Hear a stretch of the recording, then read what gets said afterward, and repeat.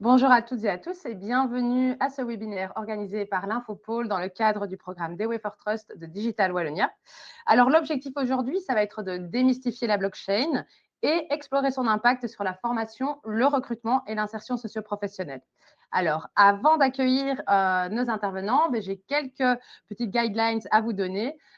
C'est très simple, hein. Si vous avez des questions, vous avez dans l'écran bas à droite, un petit point d'interrogation où vous pouvez aller poser toutes vos questions. Si vous avez un souci au niveau de votre connexion ou il y a quelque chose que vous ne comprenez pas, vous avez également une petite bouée sur l'écran en bas à gauche de votre écran. Alors, peut-être pour reprendre par le début, donc moi, c'est Céline Parenté et je travaille donc à l'Infopôle. L'Infopôle, c'est quoi? C'est le cluster du secteur numérique. Donc, on a un réseau des acteurs de référence donc dans le secteur numérique. Et dans ce cadre-là, on opère la stratégie digitale Wallonia au travers de différents programmes, dont celui qui concerne la blockchain.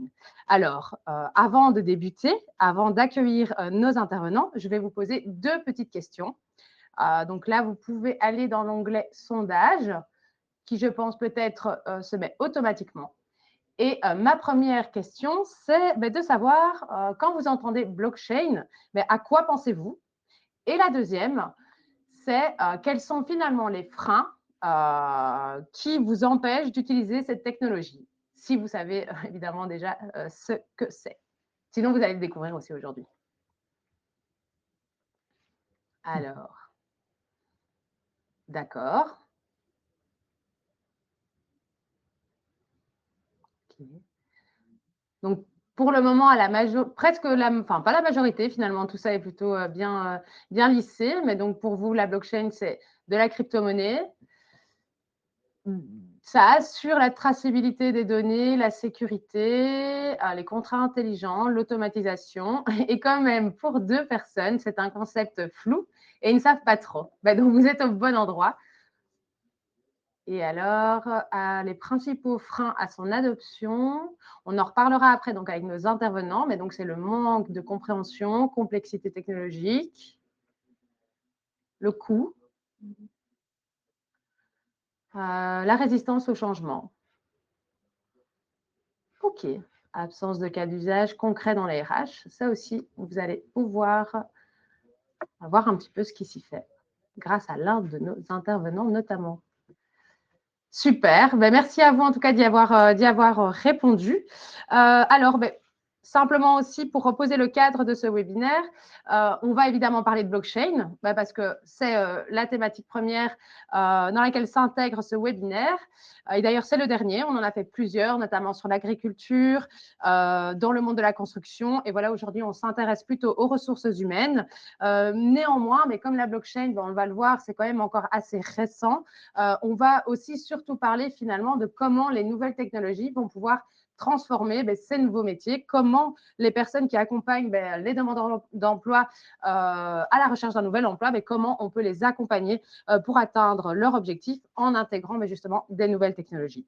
Et pour ça, j'ai la chance d'avoir trois intervenants et pas des moindres. Donc, je vais accueillir le premier, Jérémino Leto, qui est directeur et fondateur de Maliki. Bonjour Jérémino.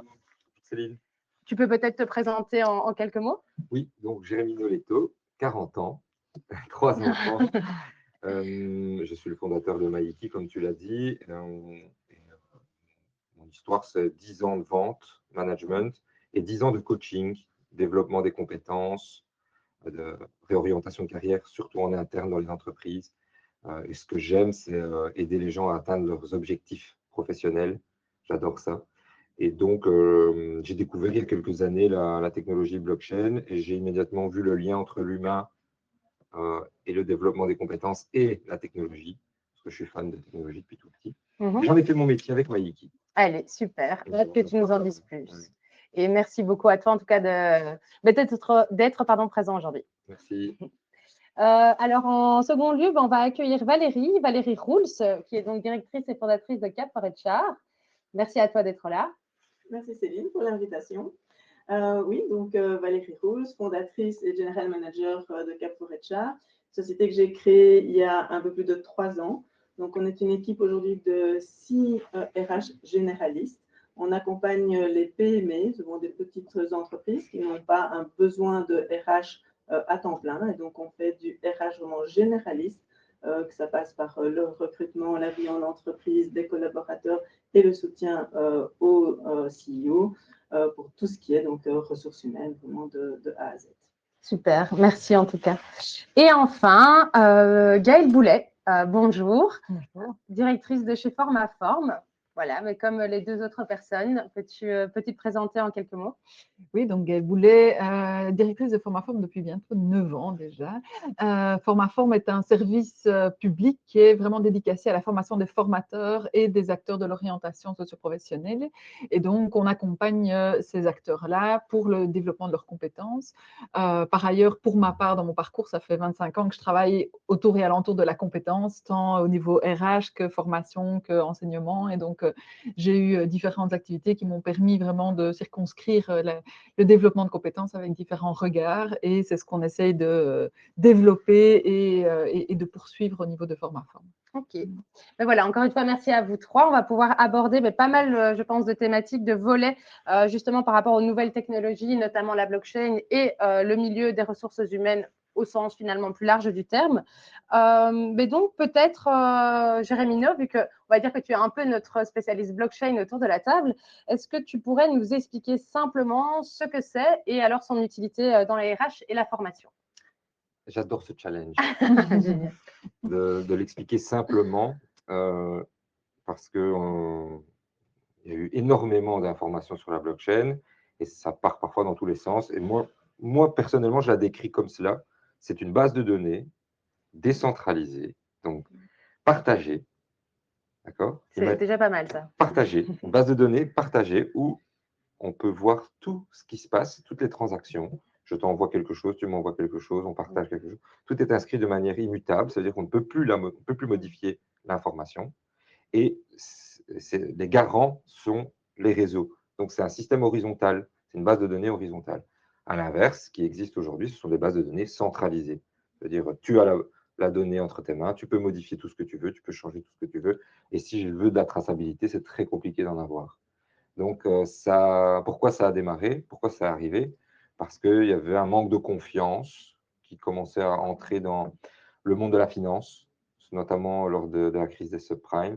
Mais c'est vrai que même par rapport aux résultats du Booklab, on voit que on associe souvent finalement blockchain, crypto-monnaie, Oui. finance. Oui, parce que l'argent, on dit, c'est le nerf de la guerre. Et donc, quand il y a un manque de confiance par rapport à l'argent, il y a tout de suite des innovations qui arrivent rapidement. C'est pour ça qu'il y a il y a moins de cas d'usage qui se sont développés autres que la finance, parce que l'argent, c'est le nerf de la guerre, et on veut savoir si je transfère de l'argent, où il va, par qui il passe, qui la manipule, qui touche. Donc là, ça a explosé. Et maintenant, il y a des cas d'usage qui arrivent dans les RH, comme par exemple, 20% des diplômes sont faux. Grâce à la blockchain, on pourrait éradiquer ce problème.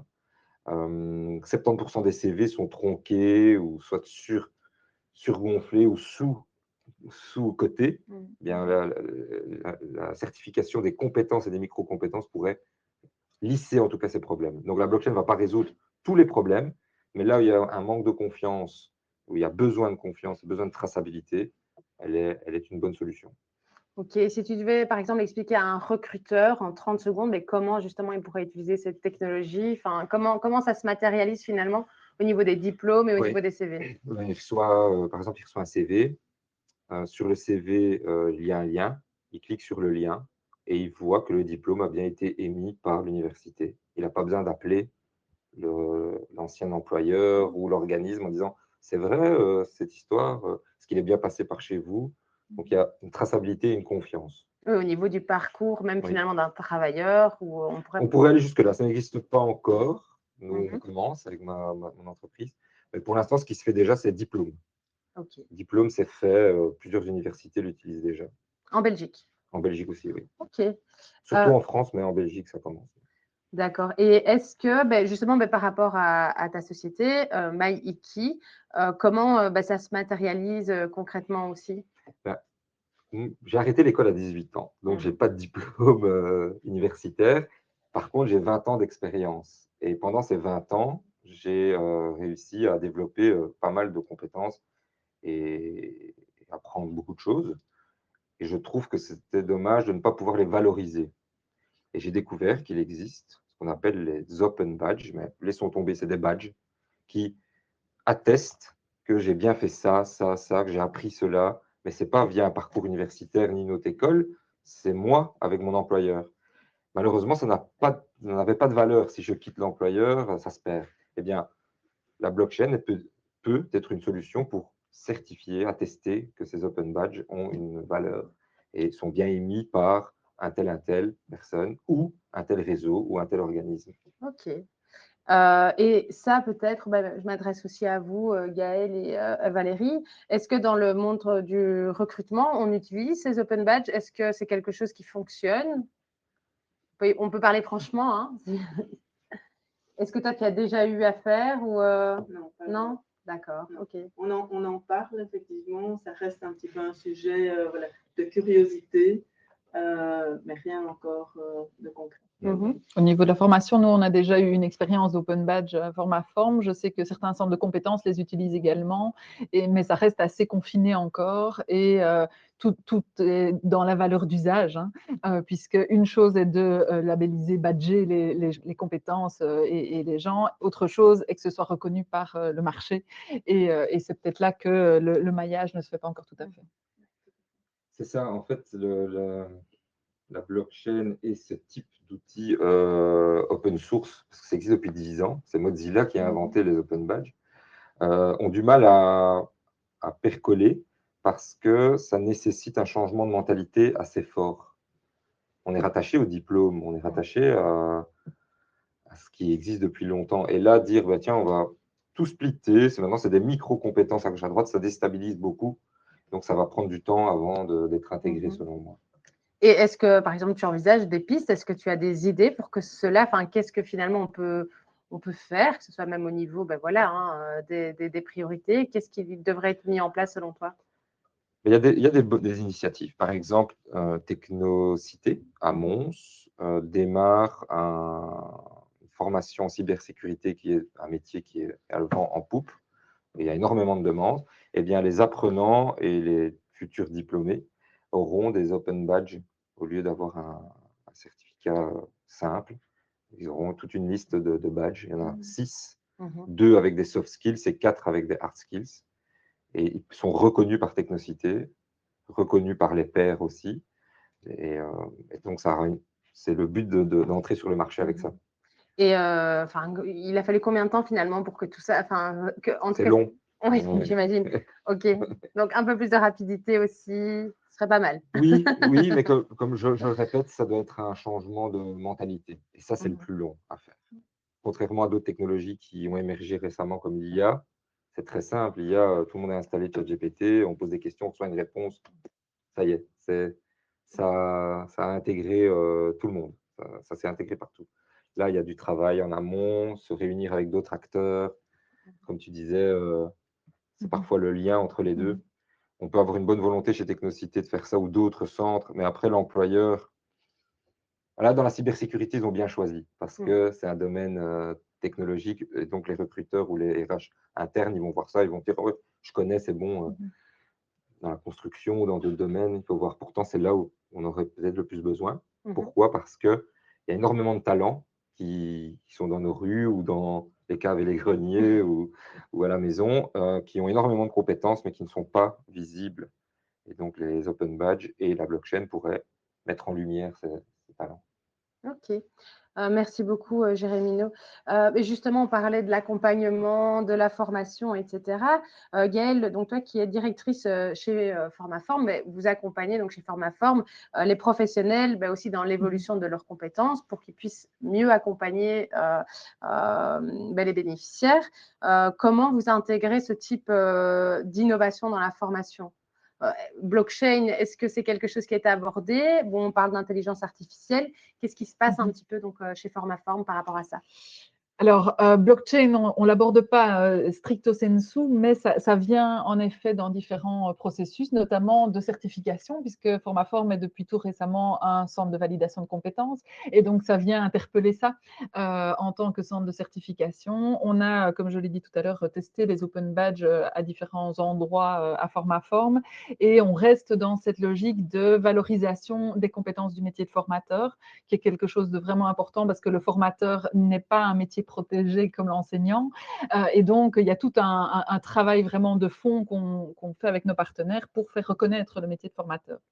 Et ce métier de formateur, il se transforme, tout comme tous les autres métiers. Il est confronté évidemment aux nouvelles technologies et ça vient vraiment bousculer pas mal de choses dans notre manière de travailler avec les formateurs.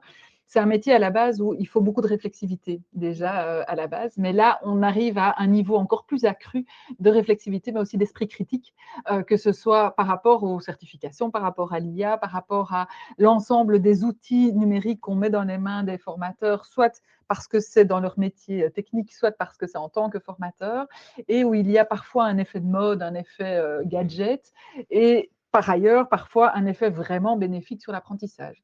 Et donc, ils ont vraiment cette analyse à faire sur l'intérêt sur l'apprentissage et donc l'impact sur les compétences des outils numériques.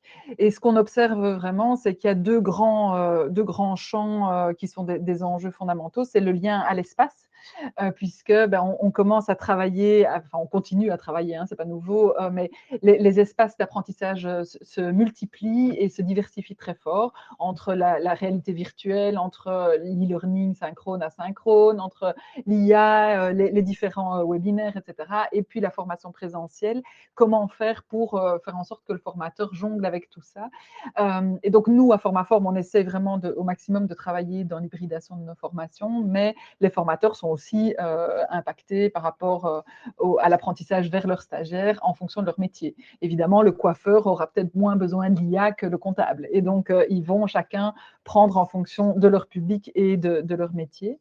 Et puis, le deuxième gros enjeu, c'est le rapport au temps. Parce qu'on rejoint là la question des micro-compétences, puisque de plus en plus, le temps d'apprentissage doit être court, les gens ont beaucoup moins de capacité de concentration, Ouais. donc on essaie de travailler sur des micro-temps de formation et s'ajuster du coup aux micro-compétences, avec le gros danger de déstructuration des métiers pour moi et d'adéquationnisme par rapport à des sous-métiers, hein, comme on en parle régulièrement. Donc, dans nos méthodes d'apprentissage, on va vers du multimodal de plus en plus et de l'individualisation, tout en essayant de garder cette intelligence collective et l'enjeu du collectif d'apprendre ensemble pour ne pas pousser les gens à continuer à rester dans leur petite niche tout seul. Et donc, cet enjeu et ce besoin d'individualisation des parcours doit vraiment être rééquilibré par un travail collectif d'apprentissage ensemble. Et on se rend compte que le lien humain est plus que jamais important. Et c'est quelque chose qui est vraiment fort travaillé par mon équipe, c'est de voir la principauté de l'humain est pour nous fondamentale et à quel endroit on le met, tout en intégrant les différents outils et usages numériques. Mais l'humain doit rester vraiment le garant à la fois de sa vérité, à la fois de l'usage des outils, de la pertinence de ceux-ci, etc. dans l'apprentissage.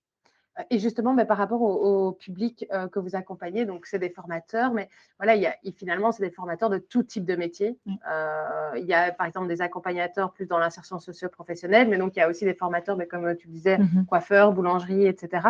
Et donc d'office aussi, les nouvelles technologies ne vont pas avoir un impact similaire sur chacun. Bien sûr. Mais du coup, comment vous parvenez à accompagner ces différents, enfin, qui est le même métier, formateur, d'accord, mais vers des sujets complètement différents. Comment vous parvenez à les accompagner vers l'utilisation, l'intégration des nouvelles technologies et comment ils le vivent? Alors, à Formaform, on estime que chacun est responsable de son apprentissage et donc chacun vient de manière volontaire. Ça, c'est déjà une base. Et donc, c'est d'abord avoir une conscience de son besoin ou non. Et il y a parfois le besoin en termes de compétences, mais aussi l'envie ou l'adéquation avec mes valeurs. Et en tout cas, avec l'IA, on le ressent très fort. Des gens auraient peut-être besoin d'intégrer, mais ne veulent pas, parce que philosophiquement, parce que éthiquement, ils ne veulent pas intégrer ça dans leur formation. Et donc, c'est des nouvelles données qui viennent vraiment se marquer chez nous dans l'inscription. Et puis, avec ceux qui viennent et qui frappent à la porte de Formaform, ben, il y a toute cette analyse de dire, est-ce que j'en ai besoin pour mon métier de formateur ou est-ce que j'en ai besoin pour le traduire dans mon métier technique de boulanger, coiffeur, etc. Et en fonction, quel niveau d'usage je vais en avoir. Est-ce que c'est vraiment, je dois devenir expert de ces outils et de ces matières parce que je dois en parler tout le temps, je dois les utiliser, je dois pouvoir travailler avec mes stagiaires là-dessus, ou est-ce que je veux être sensibilisée pour que quand on m'interpelle, je puisse répondre, mais sans plus. Et donc, on a une panoplie, enfin un catalogue assez varié d'approches, depuis l'atelier d'une demi-journée jusqu'au bootcamp de 3 jours intensifs, qui nous permet vraiment de répondre à différents niveaux d'apprentissage et niveaux de besoins en termes d'expertise, puisque du coup, ils peuvent s'inscrire à des formations qui sont à des niveaux différents en fonction de leurs usages dans leur formation. D'accord. Merci, merci beaucoup, Gaëlle. Justement, toi, Valérie, tu travailles plus du côté finalement des entreprises, donc les personnes qui vont aussi recruter directement. Vous recrutez aussi voilà, chez Cap for HR, enfin, déjà pour ton équipe et puis parfois pour tes clients. Au niveau justement de la manière de faire, est-ce qu'avec ces nouvelles technologies, tu as vu ton métier, ton travail évoluer ces dernières années? Comment ça se concrétise? Alors, ça commence. Hein. Oui. C'est clair qu'on en discutait déjà ici. Tout ce qui est vérification en fait, du parcours, ça permet quand même d'aider en tout cas les personnes en ressources humaines. On le voit aujourd'hui, c'est qu'on prend pas mal de temps souvent dans le parcours en fait, d'un recrutement. On a le pre-screening, on a le screening, on a les entretiens, voire encore d'autres entretiens s'il faut. C'est vrai que si on peut gagner du temps et être beaucoup plus rapide, effectivement, notre métier sera bien plus efficace. On parle aussi de métiers parfois pointus où on a besoin de recruter rapidement. Donc, c'est vrai que si maintenant on peut gagner des jours, des semaines parfois dans le recrutement, c'est important effectivement qu'on puisse le faire. On en a parlé également, c'est sur la fiabilité. C'est vrai que d'avoir effectivement des outils derrière qui nous permettent de dire, oui, les CV, les diplômes, les compétences ont été déjà validées, c'est toute une partie qu'on ne devra effectivement plus prendre de temps là-dessus. On sait que c'est juste. Et donc, on pourrait être beaucoup plus efficace. Quand on a des recrutements, c'est clair qu'aujourd'hui, on passe quand même beaucoup plus de temps qu'avant, surtout l'aspect soft skills. Les compétences en fait, comportementales des futurs collaborateurs sont bien plus importantes. Moi, en tout cas, mon rôle en tant que RH, je ne passe plus de temps sur la partie technique avec les candidats. Je laisse ça pour le futur N+1 qui peut effectivement faire quelques checks. Mais normalement, on doit partir du principe que la personne a eu ses compétences qui ont été validées, le diplôme a été obtenu.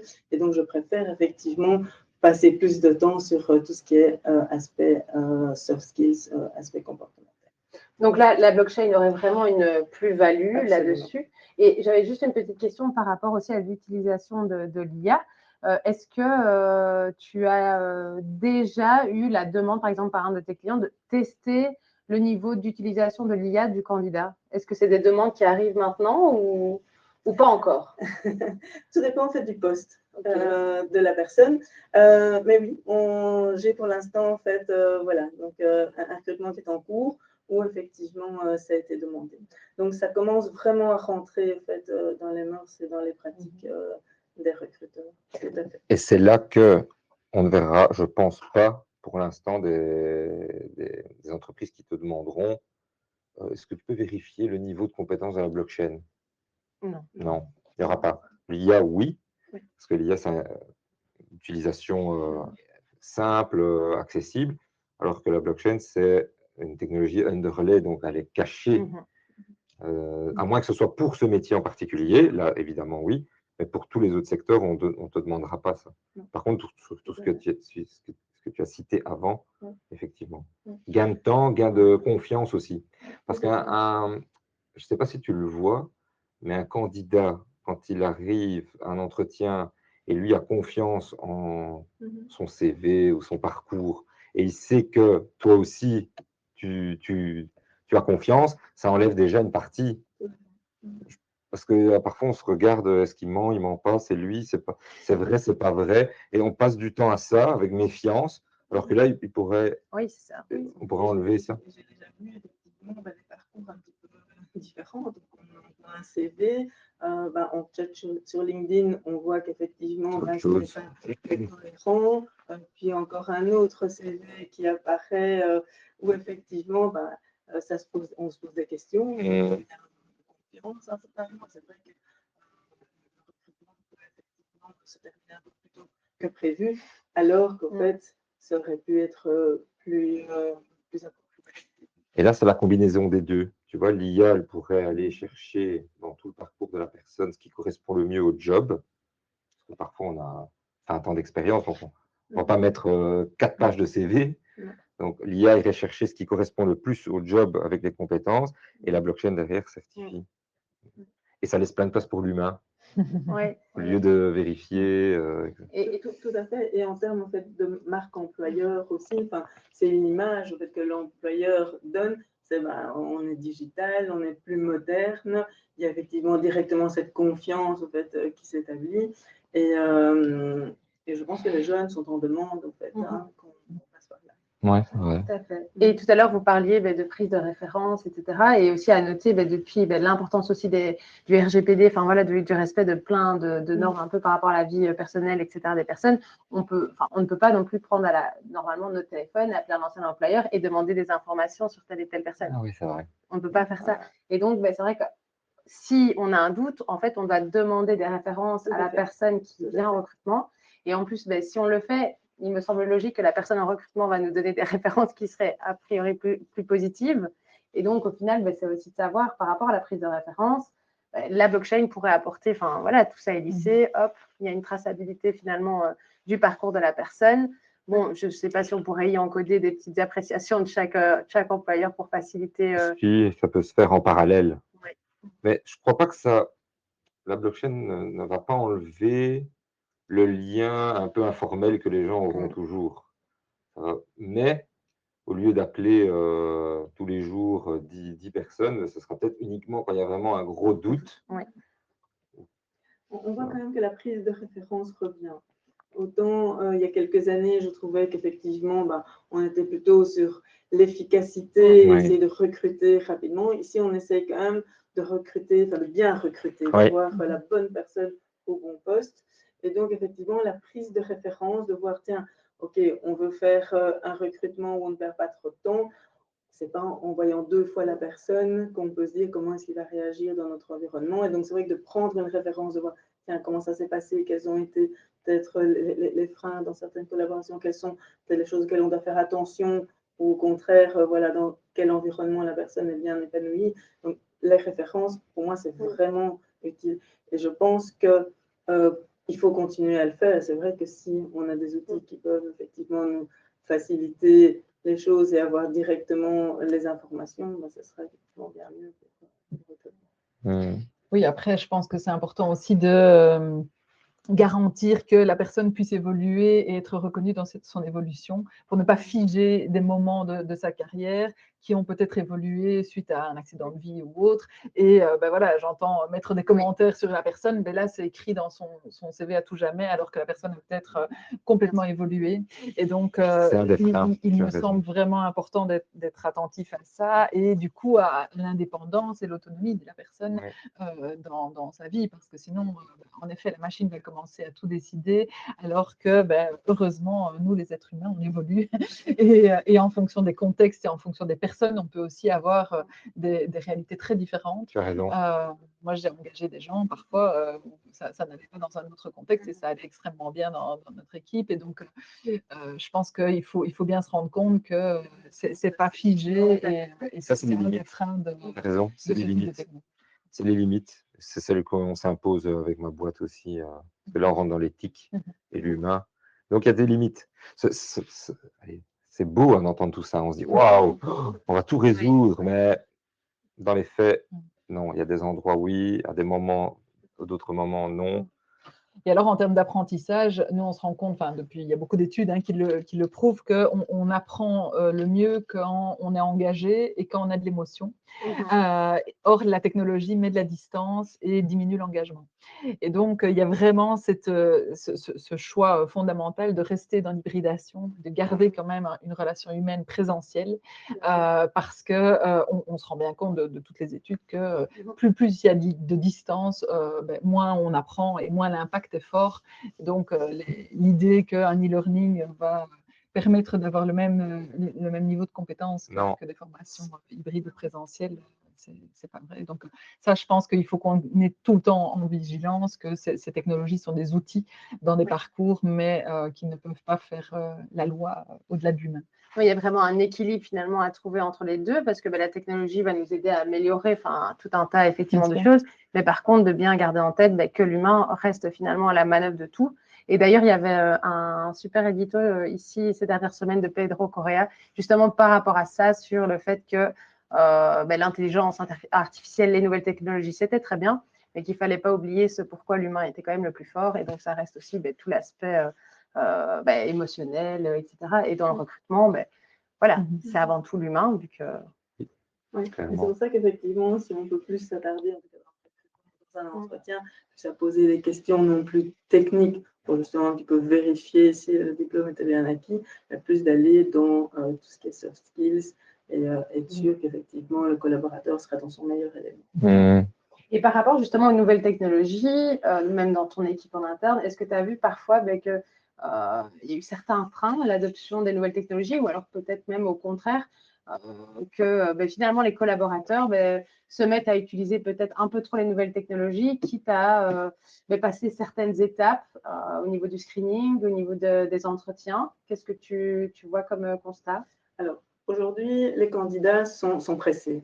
Je le vois pas plus tard que cette semaine, donc la semaine dernière, j'ai eu un candidat qui avait à peine envoyé son CV, il me renvoie un email, il me renvoie un WhatsApp, mon numéro est affiché sur LinkedIn, donc et effectivement il y a cet empressement, quoi.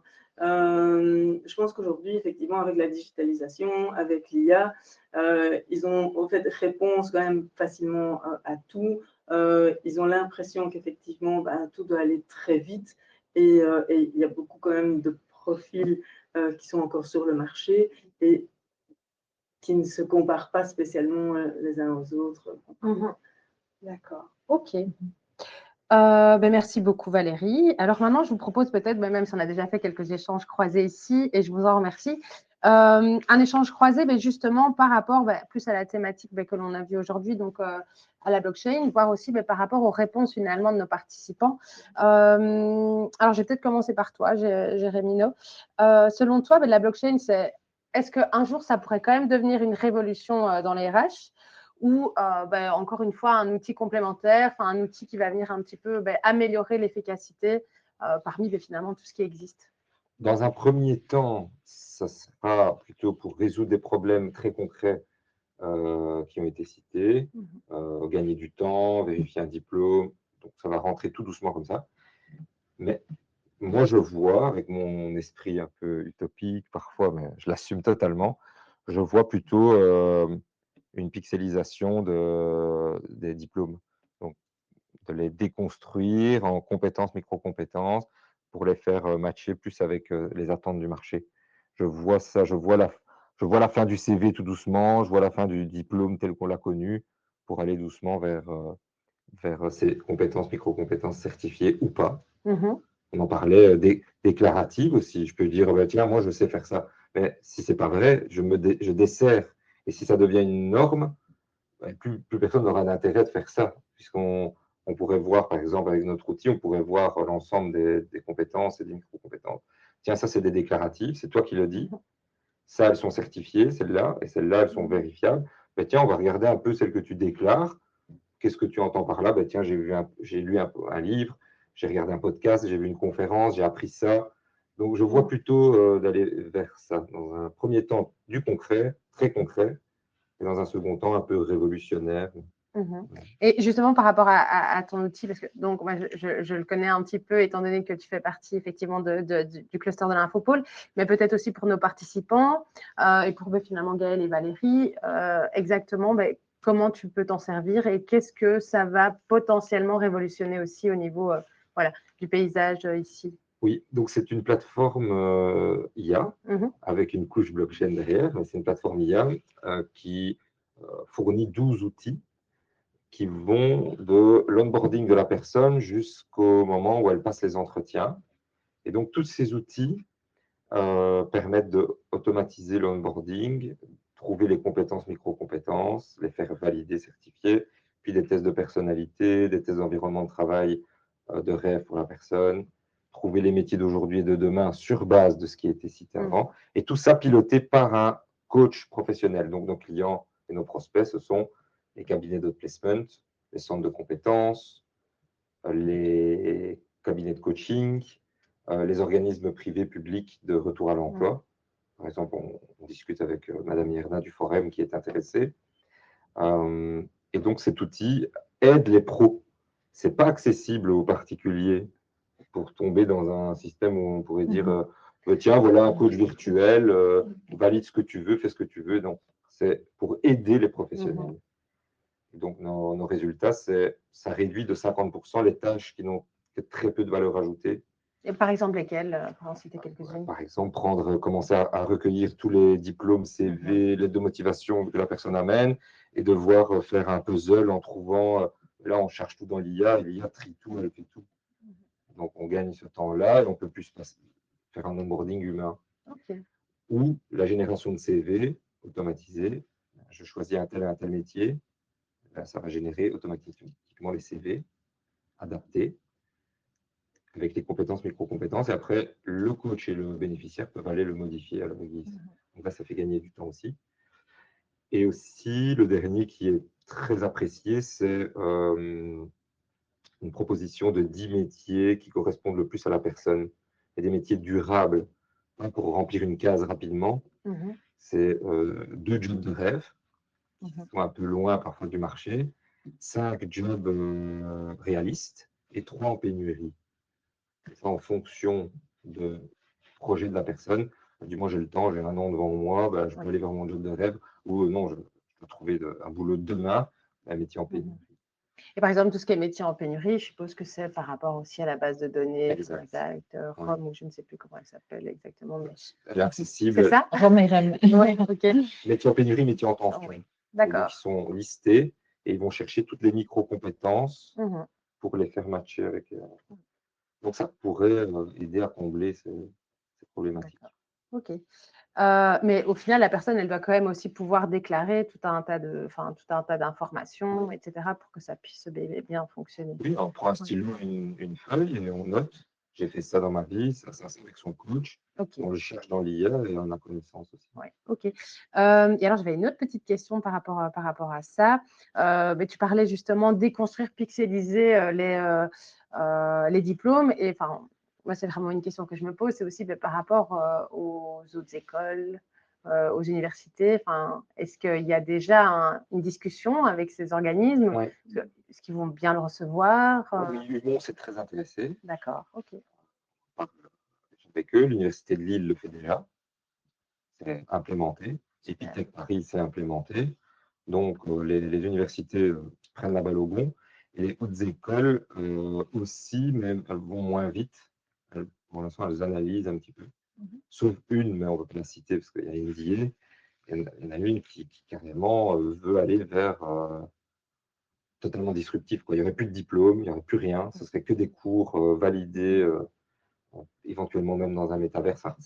L'extrême, mais c'est très prometteur. Mais il faut aller étape par étape. Donc, c'est très, très bien reçu. Désolé, je remonte un peu. Parce que j'ai l'impression que je descendais là. Oui, c'est peut-être ça. Super. Et du coup, Gaël, toi, de votre côté, comment vous envisagez les choses? Enfin, la blockchain, on l'a vu, ce sera vraiment par rapport à la certification. Tu as parlé des bootcamps, de ce que vous pouviez mettre en place.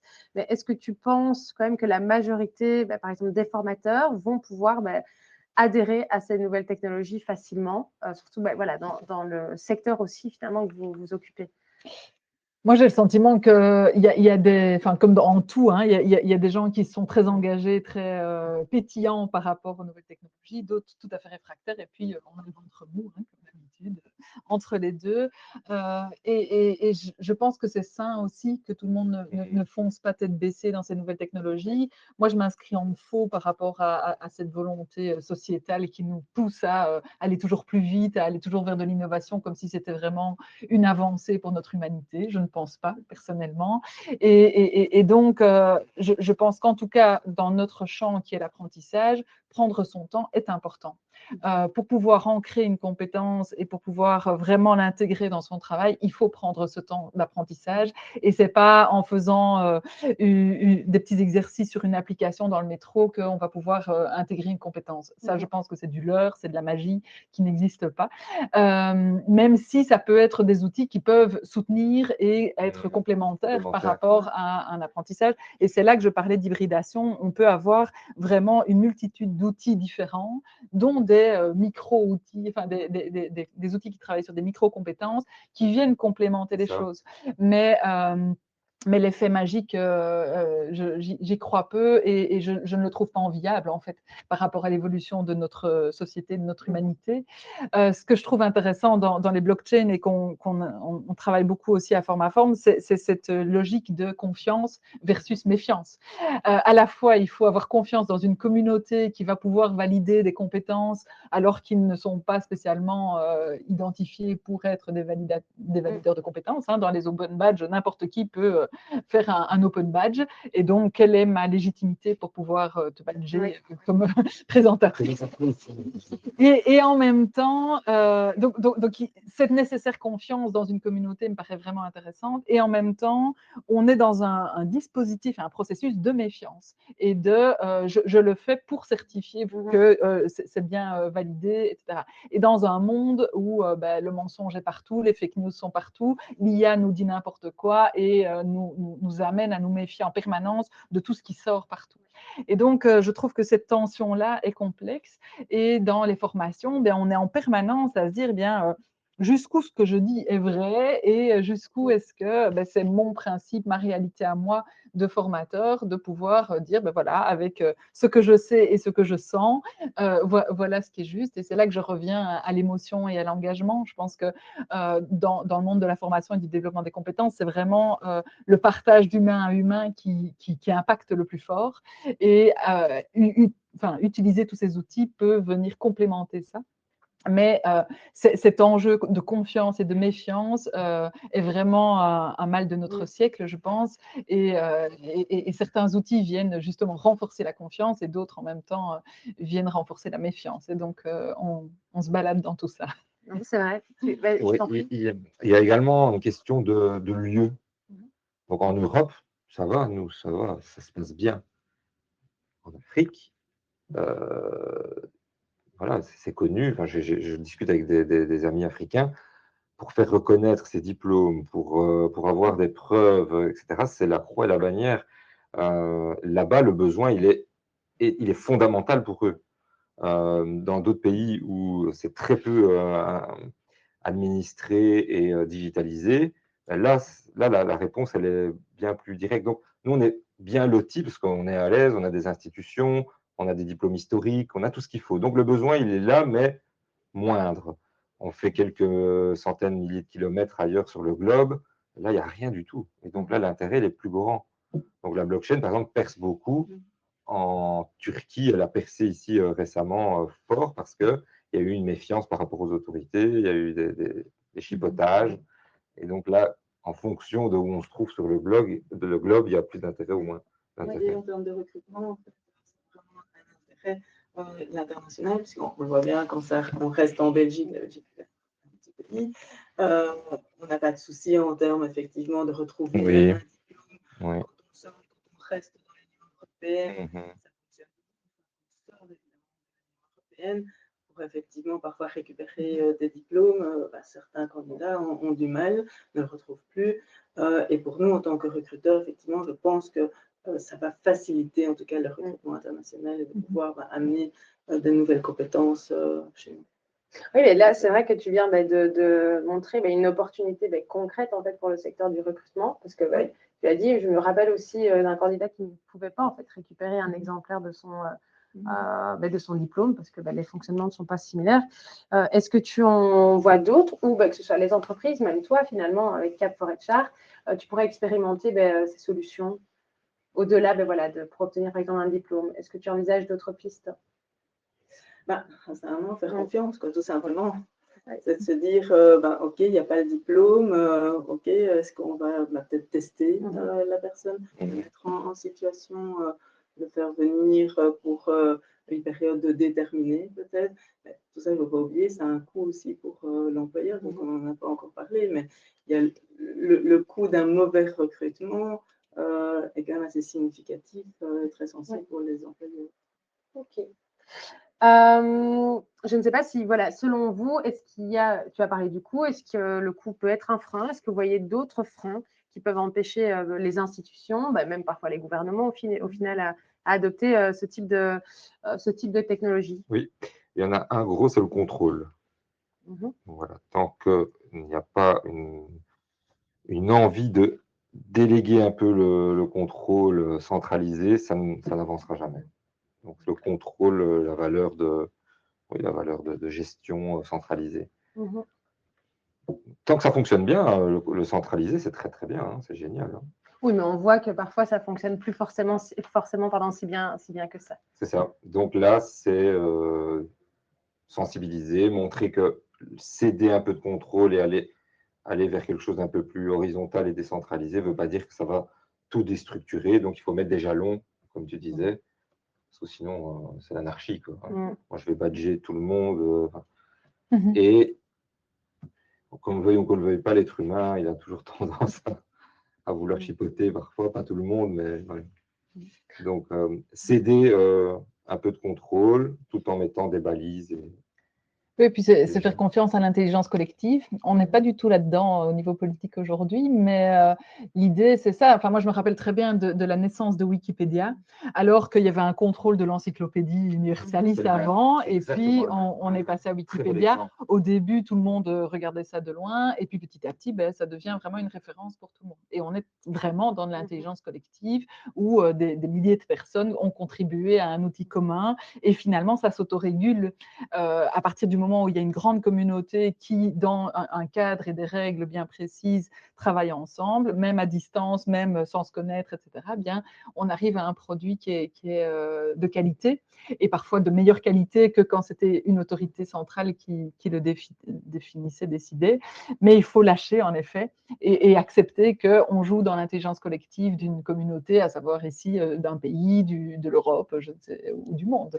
Et donc, ça vient travailler nos standards européens, nos standards nationaux, voire communautaires, et donc des enjeux, évidemment, par rapport à l'ensemble des acteurs de l'enseignement et de la formation professionnelle.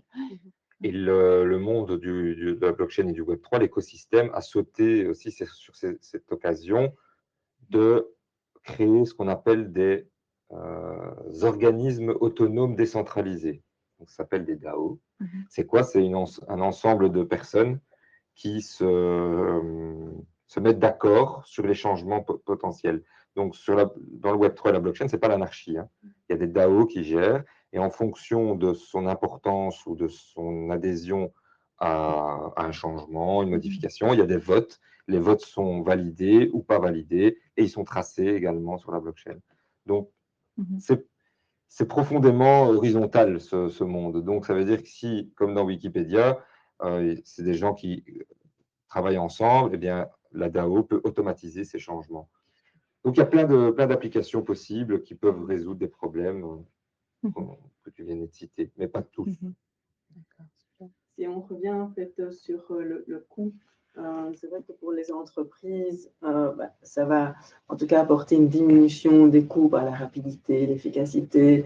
Mais quels vont être en fait les coûts d'intégration? Moi, je prends par exemple aujourd'hui pour recruter, on a un ATS, donc un outil de recrutement. C'est clair que si ça pouvait être intégré à cet outil, ce serait top. Pareil pour ma gestion du personnel. Donc, on travaille avec des systèmes intégrés de ressources humaines. Et c'est ça qu'au niveau des entreprises et des RH, parfois c'est un peu à demi-mesure, quoi. Donc, d'accord, on va peut-être y gagner sur un certain côté, puis on va peut-être y perdre de l'autre côté. Peut-être que tu as une réponse là-dessus. Il faut faire un diagnostic. C'est vrai, mais c'est aussi au niveau des régions, etc., de mettre en place finalement des politiques qui motivent aussi les entreprises à aller explorer. Ici, dans le cadre de Digital Wallonia for Trust, il y a eu un diagnostic, mais voilà, qui a pris fin, parce que le projet ici, on est au dernier webinaire, le projet prend fin demain, où justement une série d'entreprises, elles ont été 9, peut-être qu'on pourrait envisager plus tard par la suite de pouvoir aller finalement voir plus d'entreprises, mais qui ont pris le temps d'analyser un petit peu leur business et voir comment ils pouvaient intégrer ces technologies-là. Et effectivement, le diagnostic a un coût. Ici, c'était un coup de pouce aussi qui a été offert par la région Wallonne dans le cadre de ce programme. Mais parfois, les diagnostics, il y a aussi d'autres leviers de financement qui peuvent permettre aux entreprises de voir quelles sont les possibilités. Il y a notamment les chèques entreprises. Bon, pour l'intelligence artificielle, il y a les Startia, mais pour le moment, c'est à l'arrêt. Donc, ils vont revenir. Tu as confiance? Oui. J'ai eu de bonnes. D'accord. Ok.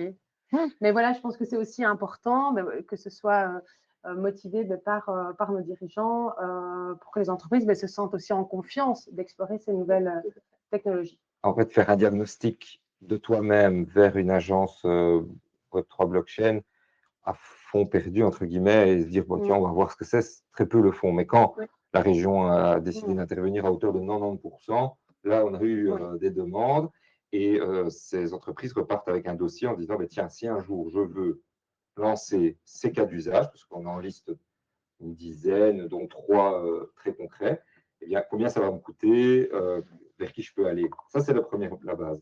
Et ensuite, il y a une bonne nouvelle, c'est que si le choix est fait vers une blockchain publique, donc c'est une blockchain qui est gérée par une communauté, il y a des grandes fondations comme Ethereum Foundation, Solana Foundation, qui ont beaucoup de moyens. Et donc, elles cherchent des cas d'usage concrets. Vu que c'est une technologie qui a du mal à émerger, eux mettent à disposition des subsides, des bounties. Et s'il y a un dossier qui est chouette, avec des cas concrets d'usage réels, alors ils sautent sur l'occasion et ils financent. Donc, c'est encore un bon moment pour faire un diagnostic et rentrer des dossiers. Et en termes de timing, tu vois ça comment? De bout en bout, Oui. un diagnostic, c'est un mois, on va dire. Pas tous les jours, mais… Non, 3 workshops. Oui, c'est ça. 3 workshops d'une demi-journée. Tu as déjà une belle vue. Puis en un mois maximum, tu as un dossier bien complet. Et de là, c'est le tremplin vers entrer un dossier plus de prototype. Et là aussi, la région Wallonne a financé des prototypes, 12 au total. Tout à fait. Donc, il y a eu pas mal de choses. Il y a eu 12 prototypes et il y en a énormément qui ont développé des cas d'usage concrets.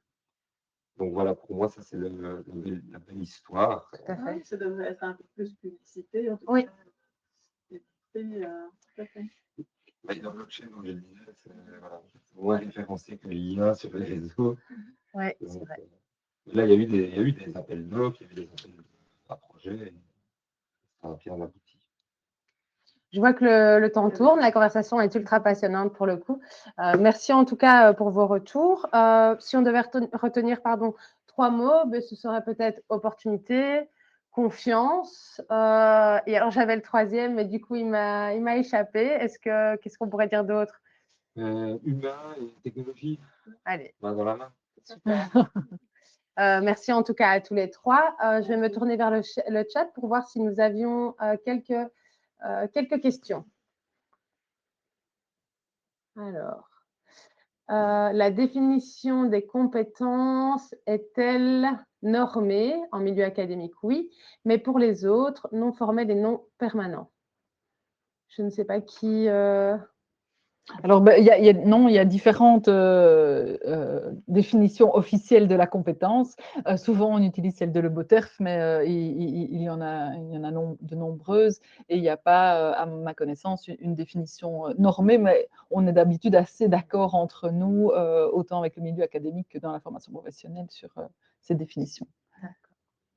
Alors, comment s'articule le dispositif d'Open Badge et blockchain? Ah, je suppose que ça a été…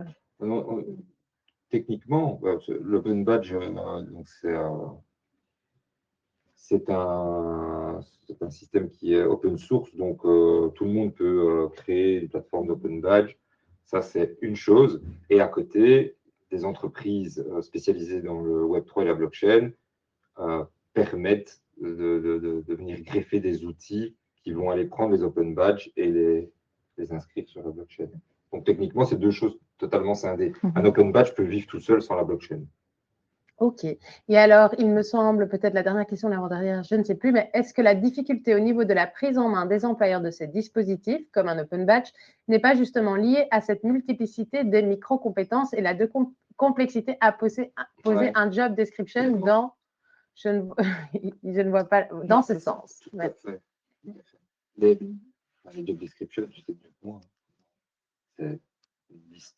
Oui, tout à fait, effectivement. Oui, c'est une liste en fait, Il n'y a pas encore. Oui, ça c'est vraiment… les taxonomies au niveau des Open Badges sont extrêmement complexes. Enfin, nous, on s'est un peu arraché les cheveux par rapport à ça. Donc, c'est une question extrêmement pertinente de savoir à quel niveau on met l'Open Badge. Est-ce que c'est sur chaque tâche? Est-ce que c'est sur un champ de compétences? Ou, enfin, voilà, est-ce que c'est sur toutes les compétences du référentiel ou pas? Et en fonction d'une entreprise à l'autre, il y a des grosses différences. D'où la difficulté, à mon avis, d'émergence de ces Open Badges, parce que les référentiels ne sont pas communs.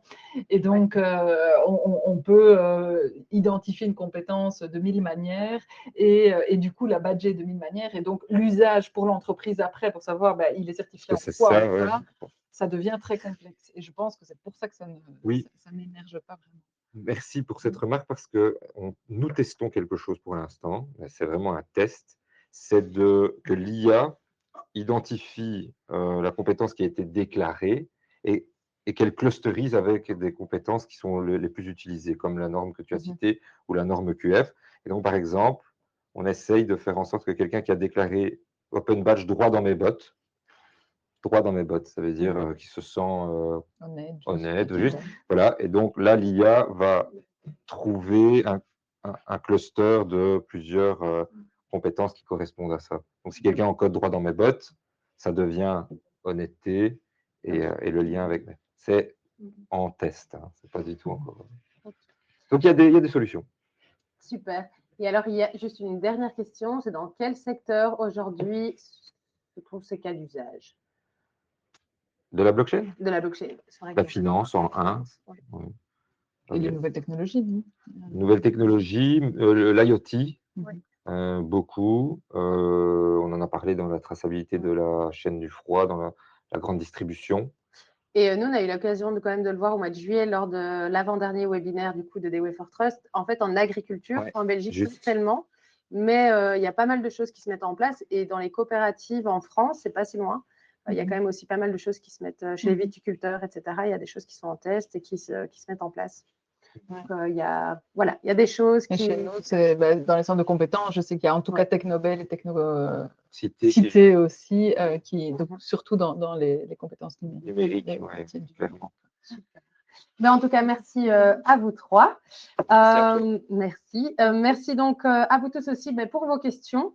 Ce qu'on retient, voilà, c'est que la blockchain, c'est un outil basé sur la confiance, avant tout. Donc, il va falloir, pourquoi pas, décentraliser l'information et se faire un peu plus confiance sur base d'intelligence collective. Et alors, comme je vous l'ai dit, c'était le dernier webinaire du programme The Way for Trust. Donc, encore une fois, merci aussi à la région Wallonne de nous avoir soutenus dans ces initiatives, ainsi que tous les autres partenaires. Nous vous partagerons les ressources, les contacts. Et alors, encore une fois, Donc, l'Infopôle, c'est vraiment un réseau d'acteurs. On a parmi nos membres des entreprises du digital, comme ici Maïkib et donc Jérémino.